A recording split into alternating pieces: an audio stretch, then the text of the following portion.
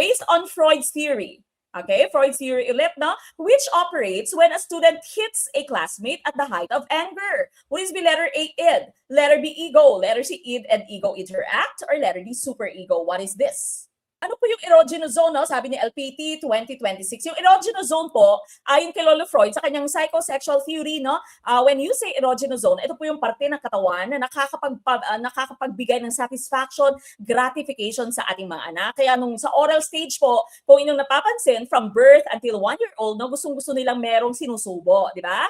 Okay, going back to number 4, no, sa theory pa rin po ni Freud sa personality ng isang tao. Ano daw po yung nag-ooperate kapag kayong isang estudyante, dahil nga galit siya, ay ginumbag niya yung kanyang kaklase, no? For sumpak na choice po natin dito, you are right. It is letter A, the id, di ba? So meron tayong tatlong bahagi, no, ng ating personality according to Lolo Freud. So you have the id, the ego, and the superego. Okay? So id, ego, and superego. Yung ating pong id tsaka superego are both extremes. Extremes po yan sila. Yung id mo po, extreme na negative. Okay? Napakasama ng ating id. Ang superego mo naman, aba, napakabanayad, no? Napaka holy, kumbaga, napaka madasalin, conscientious, etc. Okay? So kunwari, yung sitwasyon, no?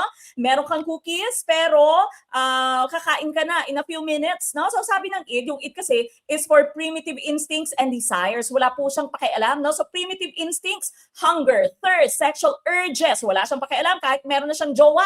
Jojowa pa siya ng iba, no? Wala siyang pakialam kahit na hindi sa kanya yung isang bagay kukunin niya. Okay? So primitive instincts and desires under the id po yan. No? So I want to eat all the cookies now. Wala siyang pakialam kahit mawawalan siya ng gana for dinner. No? So ito po yung nangyari dito sa ating number 4. Kaya po id yung ating pong sagot kasi wala siyang control. No? So primitive instincts and desires, gusto niyang jumbagin, wala na siyang pag-aalinlangan, ginumbag na niya, no? Because he was angry. Okay? Ang superego naman, as mentioned, no?